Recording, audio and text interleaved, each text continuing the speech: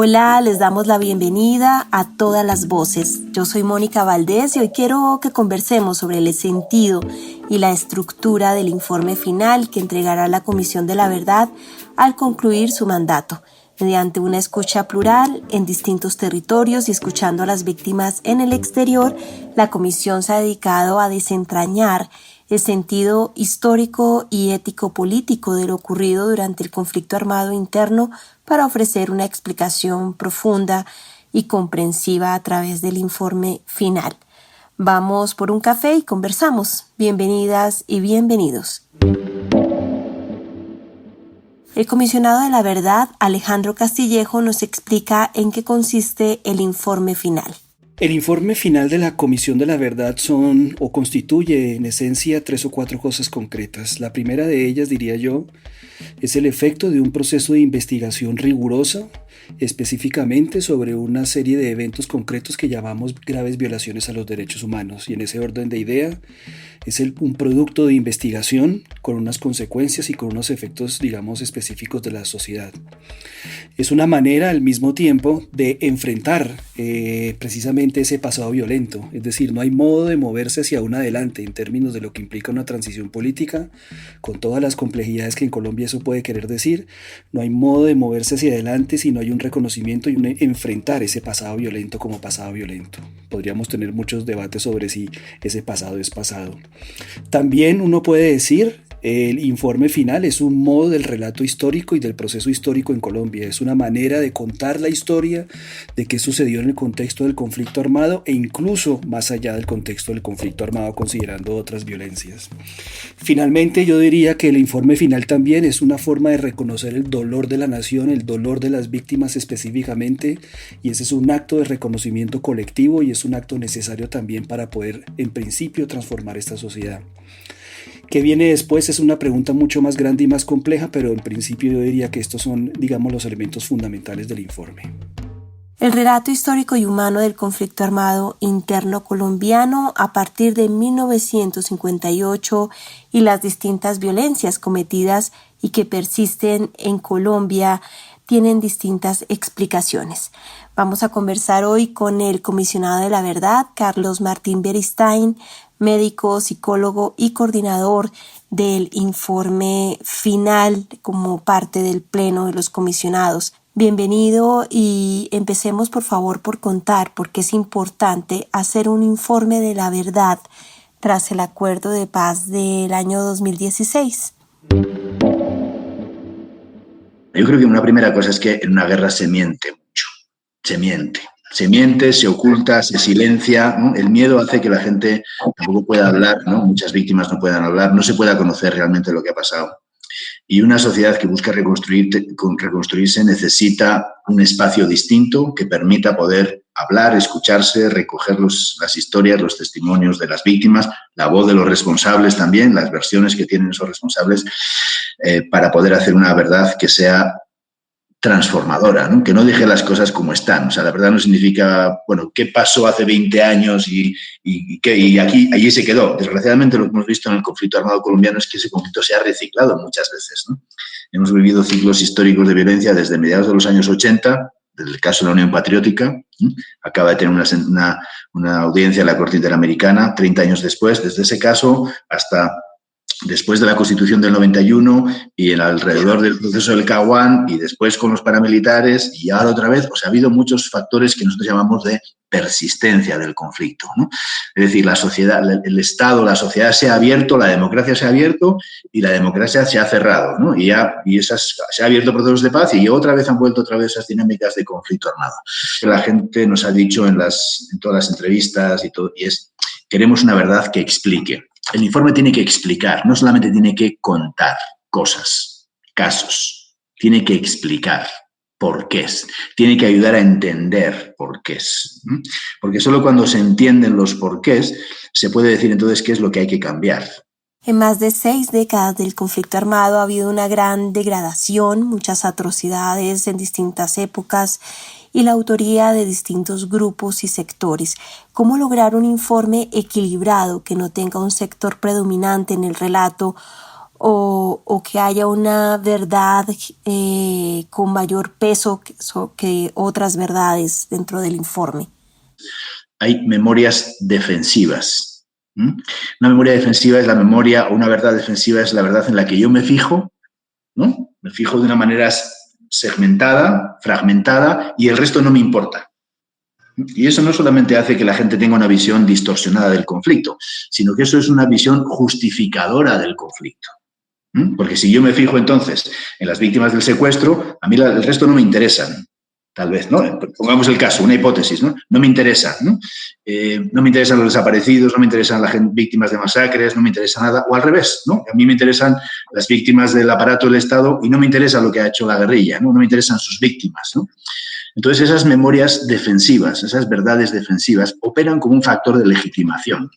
Porque al final uno siempre encuentra la continuación del conflicto en lo que los otros hicieron, ¿no? Con los que yo me identifico, estoy muy cerca, no veo nada, pero con lo que los otros hicieron sí. Y eso es un factor que opera como parte de esos ciclos de violencia. Y un primer desafío que tiene ese informe es cómo hacemos una verdad incluyente. Una verdad incluyente no es darle la razón a todos. Un poquito de razón a este, un poquito de razón a este, un poquito de razón a este, y con esto hacemos... No. Una verdad incluyente es escuchar las diferentes voces, partes, y tratar, digamos, a todas esas fuentes, tratar a las víctimas, a la víctima de las FARC, a las víctimas del aparato del Estado, a la víctima del paramilitarismo, igual, con la misma dignidad. El respeto es el punto fundamental de cualquier proceso de la verdad, ¿no? La verdad no es solamente un libro de historia. ¿Qué desafíos se enfrentan para lograr justamente esa verdad incluyente del conflicto armado colombiano? Una comisión de la verdad tiene que llamar a las cosas por su nombre. No se puede esconder. No puedo decir, bueno, esto no lo vamos a tapar, esto no lo vamos a decir, esto... O sea, así no se hace un trabajo de una comisión de la verdad, ¿no? Eso opera muchas veces pues como una forma de... El miedo opera ahí, ¿no? Esto no se puede decir porque es fuerte, porque es tal, ¿no? Pero es que si no decimos las cosas, si no se explican las cosas van a seguir repitiéndose. Van a seguir repitiéndose en el tiempo. Y lo estamos viendo con el asesinato de líderes. El asesinato de líderes reproduce muchas de las formas de violencia que se han dado en el pasado, ¿no? Si no se hace algo con eso, eso va a seguir pasando en un clima de deterioro social, del conflicto, etc. Entonces, llamar para las cosas por su nombre es un punto clave, ¿no? Si una ejecución extrajudicial es una ejecución extrajudicial, ¿no? Si es una desaparición forzada es esto. Si aquí ha habido masacres, si aquí ha habido fuerzas armadas que han estado llevando a cabo operativos de la mano con paramilitares, si aquí ha habido guerrillas que han hecho atrocidades con los secuestrados, eso hay que decirlo. Eso hay que decirlo. No hay que tenerle miedo a la verdad, ¿no? El gran desafío para los investigadores de una comisión de la verdad es cómo no ven esto como algo que está allí, no como unos libros que tengo de aquí atrás, ¿no? Unos archivos allá, ¿no? Sino cómo se dejan tocar por esa experiencia. Esto se hace metiéndose en el dolor, metiéndose en los testimonios, escuchando y a partir de ahí viendo qué es lo que sale, ¿no? Cuál es la tendencia central, cómo la gente habla del duelo. Entonces, eso es un gran desafío pensando en el informe, ¿no? Porque el informe tiene que ser riguroso. O sea, ¿por qué? Porque la verdad está en disputa en Colombia. En muchos países la verdad está en disputa. Va a haber gente que va a decir, eso no es verdad, ¿no? Entonces, la verdad tú tienes que sostenerla, ¿no? Entonces, tienes que sostenerla con pruebas, con multiplicidad de indicios, ¿no? Con cosas que muestren verdades que sean indiscutibles. A pesar de ello, la verdad se va a discutir. A pesar de ello, va a haber sectores que van a decir, no, eso no es verdad, que tienen esas memorias defensivas, que se van a fijar solo en esto, ¿no? Porque la verdad y la memoria está ligada también a la identidad política, ¿no? Y hay gente que en función de una identidad política no va a querer ver cosas, ¿no? La comisión no puede casarse con ninguna identidad política, ¿no? No estamos casados con ninguna identidad política para decir una cosa o decir otra, ¿no? Nosotros tenemos que responder a lo que hemos escuchado, a lo que hemos recogido, a lo que hemos analizado, a lo que hemos estudiado también de lo que se ha investigado en el país, obviamente. Esa es nuestra posición. Y en un contexto de persistencia del conflicto, ¿cómo analiza la Comisión de la Verdad la disponibilidad de la escucha de su informe final? La Comisión de la Verdad trabaja probablemente en uno de los contextos más difíciles que han trabajado las comisiones de la verdad, en América Latina por lo menos, ¿no? ¿En qué sentido? En que, bueno, nosotros nacemos, vamos a decir, de un proceso de paz, nacemos de una voluntad política de las partes, ¿no? De empezar un proceso en el que la verdad sea un punto fundamental de la construcción de la paz, ¿no? Y a partir de ahí, digamos, pero sin que esa sin que haya habido una crisis a veces previa saludable, ¿no? Cuando hubo una comisión de la verdad en Guatemala, perdón, en la Argentina o Chile, se habían caído las dictaduras y eso abrió el espacio a poder hablar de la verdad más abiertamente, ¿no? En el Perú se cayó el régimen de Fujimori, ¿no? Se cayó por el escándalo de los vídeos de Vladimiro Montesinos y la corrupción, no se cayó por la crisis de derechos humanos, pero eso abrió el espacio para poder hablar de derechos humanos, ¿no? En Guatemala o El Salvador los gobiernos estaban desacreditados, deslegitimados, ¿no? Y eso abrió el espacio para hablar de la verdad, ¿no? En el caso colombiano esos procesos no se han dado, ¿no? La verdad, el espacio de la verdad nace de un acuerdo, pero después de un acuerdo que ha sido cuestionado por todo un sector político e incluso gubernamental, ¿no? Y eso supone un viento en contra del proceso de paz y en contra, obviamente, de la verdad, ¿no? Y hemos visto pues también ataques a la JEP, ataques a la Comisión. A mí no me da miedo esas cosas, ¿no? Las hemos vivido en otros muchos lugares, ¿no? Sabemos cómo son, pero yo confío mucho en el valor, en el poder de la verdad. Un investigador guatemalteco, que es jesuita también, ¿no? Que se llama Ricardo Falla, un tipo muy querido, un antropólogo que hizo probablemente las investigaciones más importantes antes que ese informe REMI, y él nos dijo, mire, nos dijo dos cosas. La sangre habla por sí misma. La sangre habla por sí misma. No hay que hacerla hablar. No hay que ponerle calificativos. No hay que exagerarla. La sangre habla por sí misma. Si son 17 muertos, fueron 17 muertos. Punto. No hay que decir que fueron 20, ni que fueron 50, ni que fueron... ¿no? O sea, la sangre habla por sí misma. Y hay que dejarla hablar. No hay que ponerle calificativos encima. Porque eso no hace más que a veces versiones más manipuladas. Hay que dejarla hablar, ¿no? Y también nos dijo otra cosa. Miren, la masacre es trabajo. Y eso a mí me puso los pelos de punta, ¿no? ¿Cómo que la masacre es trabajo? ¿Qué es lo que hace posible el horror a gran escala en una guerra? ¿Qué es lo que hace posible? Porque eso no es solamente tener muchas... o que la bomba cayó en mal sitio, ¿no? En la guerra de Irak que escuchamos todas estas cosas de los daños colaterales, ¿no? ¿Os acordáis? ¿No? Daños colaterales. No son daños colaterales, no son daños colaterales, ¿no? La población civil se ha convertido en parte fundamental es un objetivo militar por parte de los diferentes contendientes. El ataque a la población civil es la mayor forma de violencia en una guerra. 80% de las víctimas de una guerra, 90% de las víctimas de una guerra son civiles. No son guerrilleros, no son militares, son civiles, ¿no? Y eso demuestra cómo el tejido social se ha convertido en objetivo. O sea, controlar el tejido social, si las jóvenes llevan un piercing o no llevan un piercing, cómo se visten, a qué hora salen, qué hacen, se convierte en objetivo, ¿no? Un objetivo, en ese caso, de los paramilitares en las comunas de Medellín, por ejemplo, ¿no? Porque imponer las reglas, las normas, es una forma de controlar el poder sobre la gente, ¿no? Entonces, son ejemplos que trato de poner de cosas que un informe tiene que explicar. Tiene que ver bueno, si la cosa fue así en Colombia, la tiene que explicar. Si fue de otra manera, la tiene que explicar, ¿no? Las víctimas son el centro de la verdad y han entregado sus testimonios, pero ¿cómo el informe devuelve a la gente lo que resultó de esa escucha en clave de pedagogía y socialización? Aquí hay un camino de vuelta, ¿no? Los mayas dicen, los indígenas en Guatemala me enseñaron que los caminos son de ida y vuelta, ¿no? Si tú vas a enseñar, es porque vas a aprender. Si vas a preguntar, es porque vas a hacer.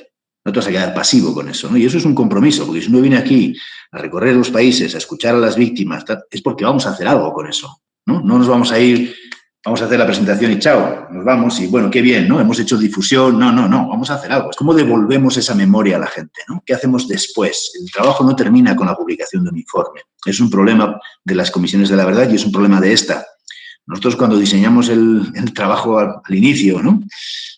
Cuando pensábamos que íbamos a tener un viento favorable, pensábamos terminar nuestro trabajo tal vez 3 meses antes, el informe 3 meses antes, y tener 3 meses para hacer ese trabajo después, ¿no? Pero en un contexto de continuación del conflicto armado, ¿no? En un contexto de falta de apoyo de las políticas del gobierno frente a la construcción de la paz y especialmente al sistema, a la JEP y también a la Comisión. En un contexto de pandemia, ¿no? Que ha frenado muchas posibilidades de poder tener un trabajo más directo, nos ha obligado a trabajar mucho con pantalla, etcétera, pero con menos trabajo directo, de tocarnos, de estar con la gente, ¿no? Todo eso hace las cosas obviamente más difíciles, ¿no? Entonces vamos a presentar nuestro informe pues al final de nuestro tiempo. Y entonces una cosa clave, un problema duro que se va a presentar ahí es ¿quién hace ese trabajo de pedagogía, de incidencia? Eso ha sido, pues nosotros estamos discutiendo con el Consejo de Estado, con diferentes estructuras del Estado también sobre, bueno, cómo se hace esa socialización, porque el decreto habla de socialización del informe, que es muy importante, esas acciones de socialización, al menos como un primer paso de esa pedagogía mucho más a medio y largo plazo, pero eso es clave y también es clave que por lo menos una parte de la comisión esté involucrada ahí, de como yo me lo imagino. Eso no lo puede hacer tampoco nadie que no haya estado en el camino, en el proceso. Para eso también es muy importante la apropiación social. O sea, si ustedes no se apropian, no sienten ese informe, es parte de ustedes, ¿no? De la historia construida colectivamente,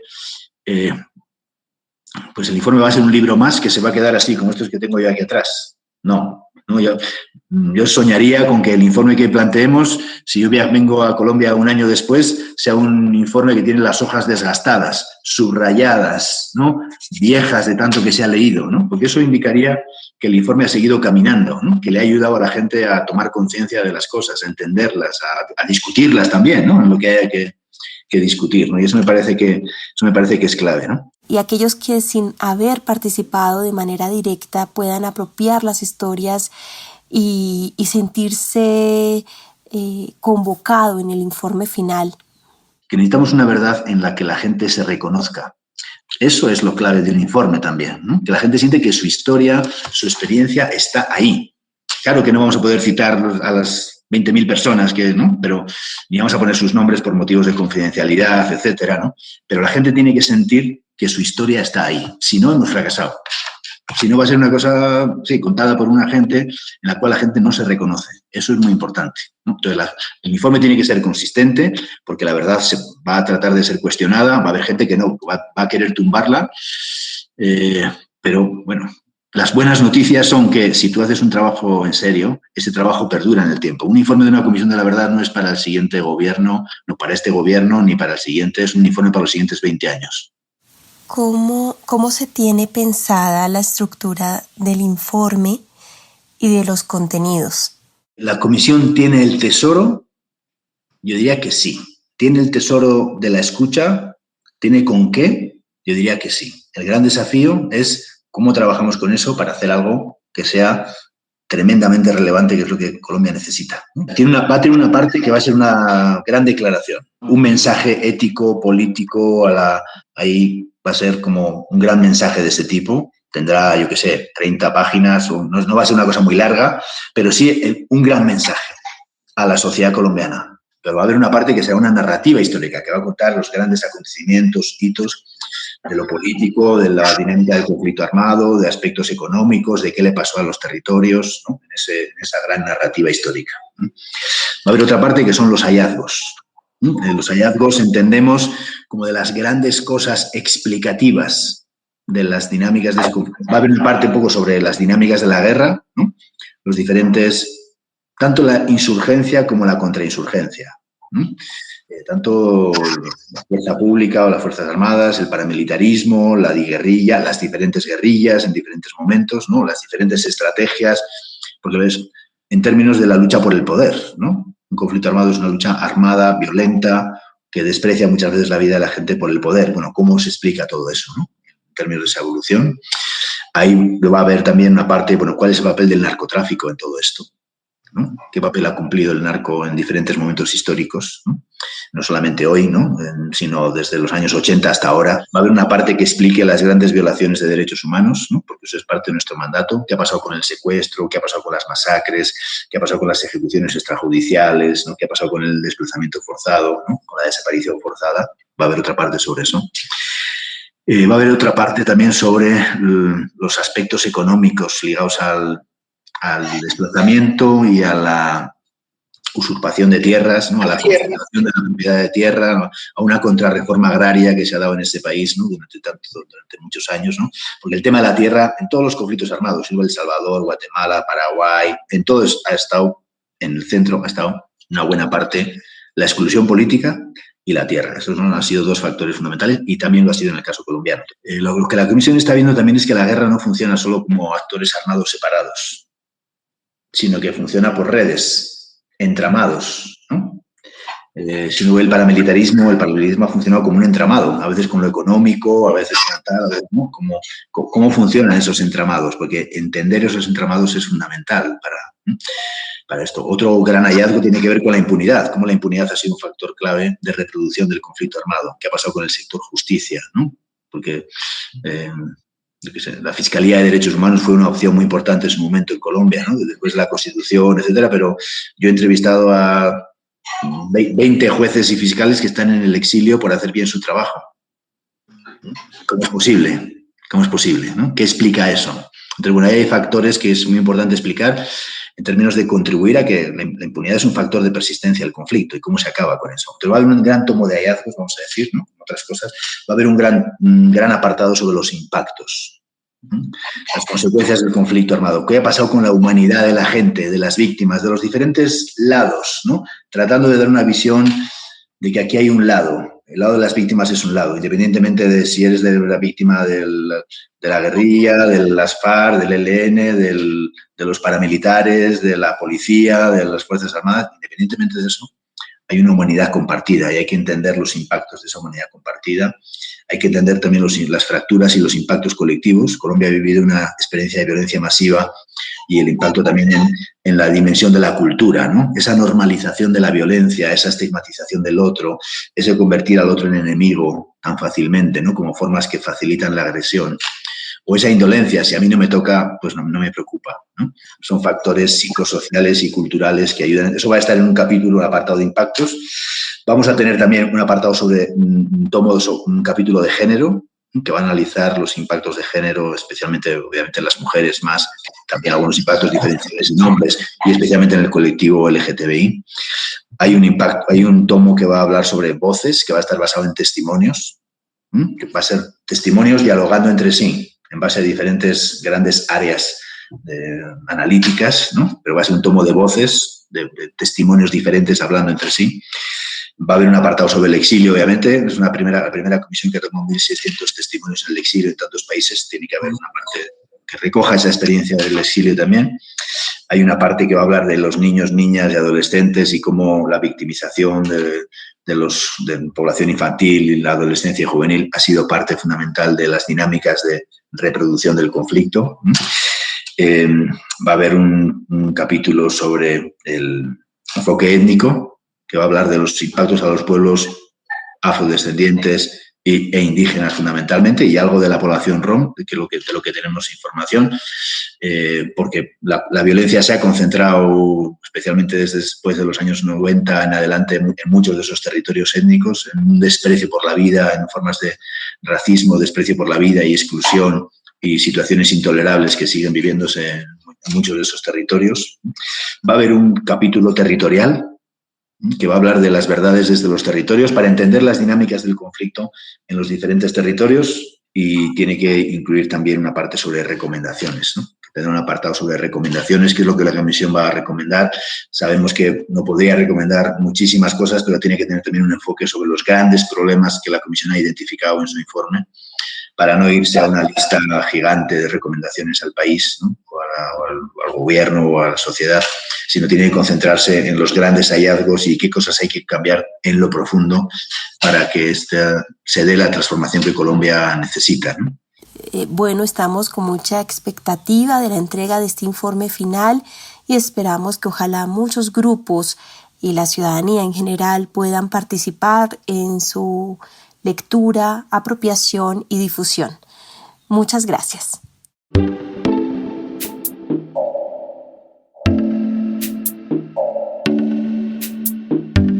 Todas las Voces es un programa de la Comisión de la Verdad en alianza con la Misión de Apoyo al Proceso de Paz, MAP-OEA, y se emite en las emisoras asociadas a la Red de Radio Universitaria de Colombia.